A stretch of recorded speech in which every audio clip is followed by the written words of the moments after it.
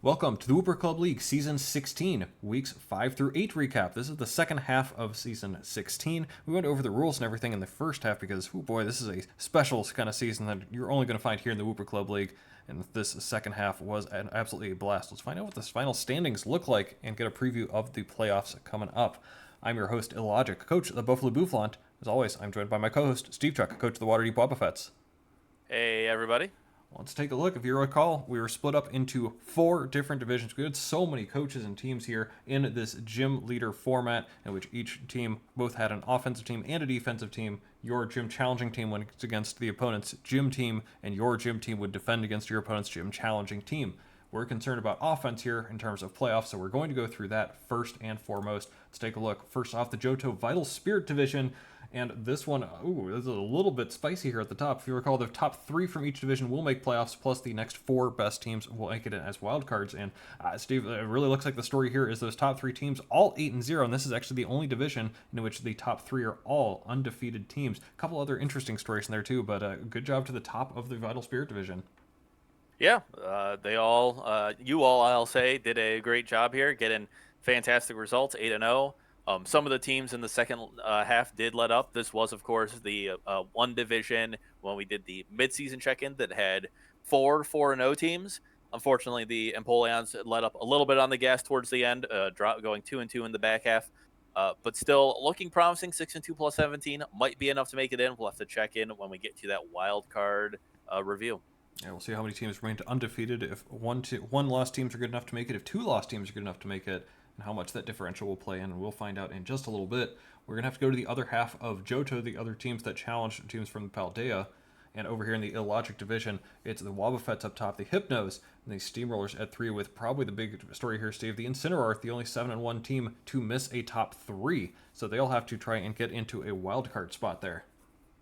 Yep, that is certainly the case here. Both the Steamrollers and the Incineroar lost in the first half, both of them coming through the whole time, maintaining fairly even differential as well. So they, both ended up here keeping their place. The IllLogic division here, everyone pretty much kept their exact same place except for the Noibats, who got busy with life and had to drop out halfway through the season. Some other notable things: the Kinglers, kind of their season fell apart a little bit towards the end. Started out 3-1, falling down to 4-4. But some fantastic results for most of the teams. And yeah, again, we'll have to see how the rest of the divisions look out. But hopefully the Incineroar at 7-1 are able to make it. And don't forget the Rite of Egg there as well, 6-2. Very nice, surprising result from them. Well done in this season. We'll see if that's good enough for them to make playoffs as well. Moving on to the other conference, we've got Paldea Red Blue, which went against the Vital Spirit division, and well, it's no surprise that the Noctels would be up top there at 8-0. Boopers in second, and then, oh boy, do we have a cluster of 6-2 teams here, Steve. Yeah, big cluster here. This was the most exciting division to see the end, especially with all these teams ending up at 6-2. The differential being key, especially looking at like the Hides and Rocky Mountain Cloisters, both of them at plus 15. We'll see if that is important later on. Big story here is, to me, the Close Combat Club. Due to their life, they forfeited twice in the first half. Where 2-2 were in 7th place in the Red Blue division at the halfway point, but came out strong through the rest of it, winning all 4 of their remaining gym badges, getting up to 6-2, earning their playoff spot at 6-2 as one of the top 3, and leaving all these other 6-2s a little bit behind. And we'll have to see how this differential compares to every other division. A ton of 6-2s here. Also, shout out everybody in this division. Positive differential and at least a 500 record. Well done to them. I guess my division didn't do a good enough job gatekeeping these folks out. That'll be a fun one to look at in a little bit here, too. And their final division, Paldea Green Yellow, got the Phalanx and Corviknight up top undefeated, the Boulders in 7-1, and maybe the first time we actually see a little bit of a gap between the top 3 and the rest. Yes, Paldea Green Yellow. It was the division going into the final week I very much knew the results of. There were 3 teams that were ahead, and everyone else was 2 games behind, catching up.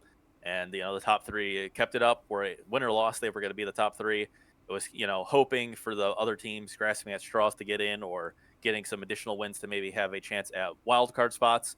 But all of them at 5-3 with the number of 6-2s we've seen, we can safely say they're all going to miss at this point.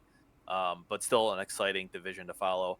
Another kind of fall from grace here from the Kansas City Kangaskons, were previously the number 3 from the green yellow division at 4-0, lost all 4 of their matches in the back half to fall down to 4-4 -2. Yikes for the Boulders. More than happy to take that spot at number 3, winning out at the end. With that said, we have 12 of our teams in the playoff hunt. Let's see which of the 4 teams that are remaining made it.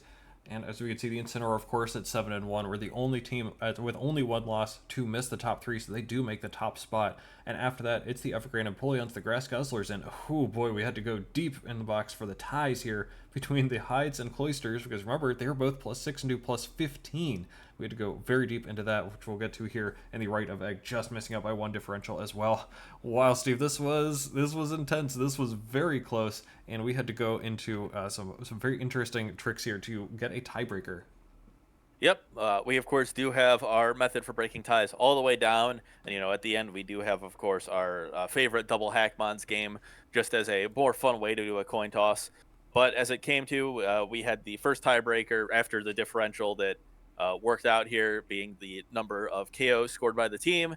The Hippo, it really comes down to in the losses, how bad the losses were, because in your wins you're always getting 6 KOs. The Hides did have 1 more KO, 1 less bad loss.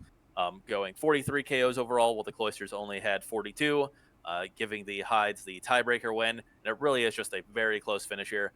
It's insane to think that, especially including the club at +18, you have +18, +17, +16, 2 at +15, and +14. The difference of 4 differential points separating the 13 overall from the 18 overall, and the line for playoffs is somewhere in there. Really makes me like the asymmetric playoff brackets we do in regular seasons. It's, however, with the 16 teams, we just did not want to do that for this season. Yeah, this was really cool to see the defense teams kind of coming through here in the tiebreak. Shout out to a team like the Oricorios keeping the Cloisters out of playoffs. Very, very impactful on the season here for sure. And shout out to the Cloisters and Egg, just barely missing out on playoffs. That means we do have those set, but why don't we take a look at the teams that these teams had to try and overcome in order to get there. We talked about the gym leader standings here. As we mentioned previously, we have a fun little challenge. The Elite Four is set. The best defense team from each division is ready to go, such that whenever we get a champion, they can have a fun little run through the gauntlet of the 4 best defense teams with 1 backup in case one of those teams in the Elite Four is the champion in the end. And here we are. We have 4 teams that are 5-3 with a winning record. Unfortunately, one of those also in the same division as the Hypnos. The Right of Egg is our backup, and the Agrons taking the title there from that division as well. Newport Noctowls hanging on there at 5-3. And Corinth Phalanx, number 1 defense team, 5-3 +11. Plenty to go over here, Steve. I'll let you take a hold of this for a little bit and take us where you'd like to go. Yeah, I'll start. You mentioned how one of the divisions, the Vital Spirit division, didn't do a great job defending, as a lot of all the other teams in the opposite division had over 50% or greater wins. Well, we can see the top gym leaders from that team, 4-4 +0 at 7th overall, and then right behind them yourself, 4-4 -1. Um, Interesting to see that the Vital Spirit Division ones are here at the bottom, where we're seeing 2 representatives of every other division at least ranked above. But for fairness, maybe it's possible that a division just had better trainers overall. So we are, of course, having the Agrons here to represent them in the Elite Four, unless, of course, they go and win it all. But yeah, it was a much more tame back half for the gym leaders. A lot more trading, keeping things even. The Phalanx had come in and were 4-0 at last we checked in. So, a much more rough second half, dropping to, dropping to 5-3 +11. But that was enough to hold up. No other team was able to make significant gains on them. Most of these teams listed here going roughly 50-50, 2-2, maybe 3-1 or 1-3, depending on where they started. But great performances from all of them. Last time we did check in on what formats the gyms did. And similarly, I can quickly go through it here. It is, in our minds, mostly double-oriented. The Phalanx had doubles, the Hypnos doubles, the Noctowls notably singles, but very good coach. Agrons doubles, Right of Eggs doubles, Boopers doubles, and then, of course, the 8 and 9 Clovers and Bouffalant were singles. So still a pretty good split, 5-3 overall. It could just be noise overall, but especially seeing the top teams, and especially some of these teams coming up from the Beginners League doing so well, one thought certainly is that doubles edge could have helped here. Or maybe they're just much better than we were expecting. It could be either of them. What are your thoughts on these standings, Nate? Yeah, it is pretty interesting with the almost lack of singles, but also the way in which these singles teams have manifested here. Right, Clubbers didn't quite make it here, but notably the Noctels, Clubbers, and Bouffalant, the three singles teams here, are the only teams to represent their types, and the only other one, I believe, the Baltimore Recruiters, the only ones to represent Steel, and as we already mentioned, had a significant impact on the season as well by knocking out the Cloisters. So, hey, maybe you should have been going after some of those typings that only had limited representation, which is pretty cool there. Do very much want to shout out Right of Egg 5-3 -2. That means they had a winning record both offense and defense, but just barely miss out on just about anything here. They were back up if one of those top four can make it in, but man, 5-3 to just miss out. Such a great defense performance here from them was outstanding. Also want to point out something interesting: the Noctels 5-3 +2, but behind them in their own division, the Woopers 4-4 with a better differential. +5 is really cool there. Woopers, I thought, had probably the scariest gym. Definitely among the ones that I had to go against. I thought that was the scariest gym. So 4-4 +5 there, but couldn't quite eke out one more win. Maybe if they'd gotten that against me in week one, that couldn't possibly have happened. How could you possibly expect to hit any heat waves? But very impressive performance from all 8 of the gym leaders here. Hopefully we get to go a little bit more into the Elite Four challenge run at the end of the season, which could be a lot of fun. So we're going to wrap things up by going over the playoff schedule. As we mentioned, we've got 16 teams here. This was 32 teams in the league overall this season, which is really cool. Shout out to everybody who participated here. 32. Love to see the league get bigger and bigger and expanding. And there's a lot to go over here too, for sure. We're going to take things a little bit slow here. We're going to start with the first 3 matches here. The Noctels versus the Hides, 1-16. Bouffalant Grass Guzzlers, 2-15. And the Agrons and Empoleons, 3 versus 14. Now, I grouped these together because the 1, 2, and 3 are all undefeated teams, but 14, 15, 16 are all 6-2 teams who don't have main league experience here. Are there any storylines from these first 3 matches that stand out to you, Steve? There is one storyline that I noticed, and that is that the coach of the Hippo Hides, Ahoy Matey, I believe was formerly mentored at one point by Elf Owls of the Newport Noctowls, and I believe still continues to seek out some support from time to time. I don't know for sure about this season in particular, but I have heard him discussing things with him for previous seasons. And so, it's exciting to see them go up against each other now, get a chance to go up against, the guy you've been looking up to and getting help from. Really exciting to see what that goes. As for the other 2 matchups, there aren't any notable experiences. We'll see if how these beginner league coaches from the beginners league or new to the league overall match up against some of the more experienced and more juggernaut teams, especially when it comes to fun formats like this. Yeah, it could be a rude welcome to the league experience for them, or it could be the start of something very interesting and magical. So keep your eyes on those. 4 versus 13, the Wobbuffets versus Close Combat Club, a storied matchup for sure. Steve versus John, and I'm pretty sure they met up somewhat recently. Yeah, if I recall, it might be like two videos ago on this channel. I think there was a finals matchup last season between these two. So right after meeting in the finals, all of a sudden we're playing once again in the round of 16, first match of the playoffs. Very excited for this match. As the results of Week 8 were coming in, I was looking and kind of hoping that things would work out such that the club would miss me.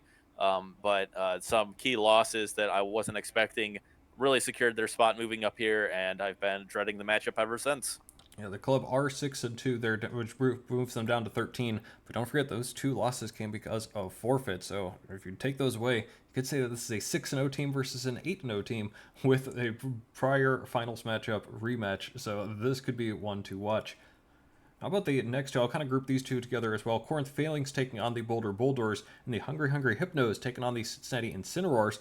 Steve, I grouped these together because the Phalanx and Hypnos look to have a rather similar path. It looks like they kind of figured out the beginners league format. These 2 teams, I think, were probably due for a promotion to the main league anyways. But 5 and 6 are very impressive, and obviously very impressive defense performance as well. 1 and 2 in defense, and both undefeated here. The Boulders are looking for a big playoff win at some point, always on the edge there, maybe just barely making it, and then just skating out really early. The Incineroar are still trying to break through in the big game, but they do seem to be a rather consistent playoff performer. These 2 could be really, really good matches and could be a big statement for the Phalanx or Hypnos. Yes, I certainly agree. These are, as you mentioned, the rising stars out of the Beginners League. Did fantastic this season, not only on the Challengers team, reflected by their 8-0 records and great placement here. But you mentioned the defense teams, being 1-2 overall, fantastic seasons. Probably, overall, without going through the playoffs, I'd consider them kind of the winners of the seasons, the kind of best overall records.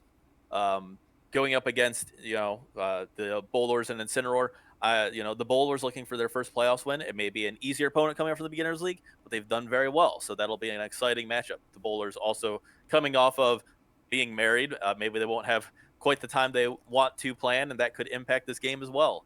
On the Incineroar side, they always seem to come into the playoffs barely making it, kind of have that underdog mentality and win.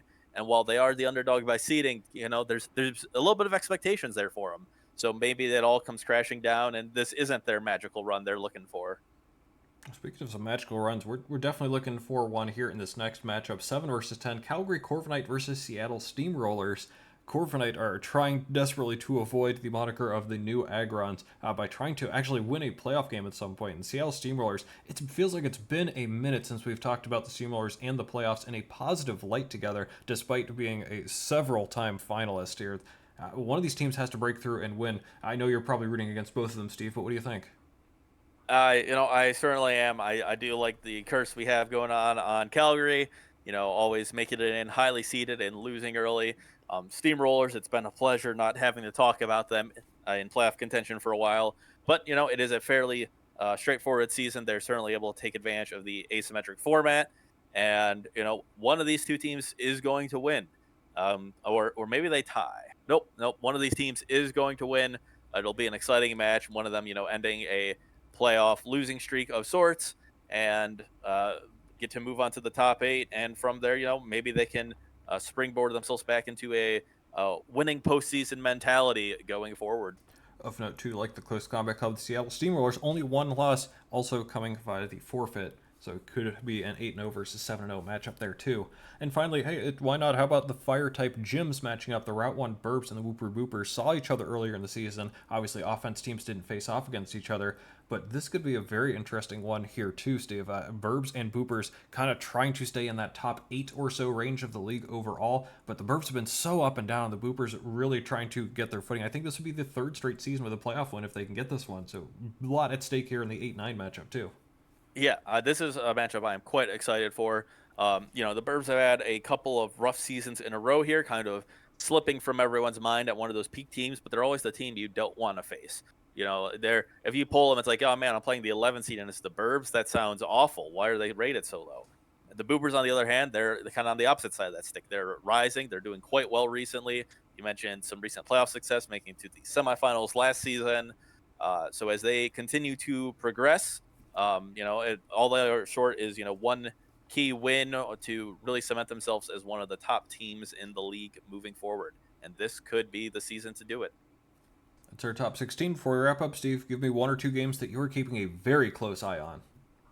Well, one of these games is, of course, going to be mine between the Wobbuffets and Close Combat Club. Just the rematch of last season's final, a very historic match. Certainly, it's one I am very much looking forward to, and my own personal connection to it does help a lot.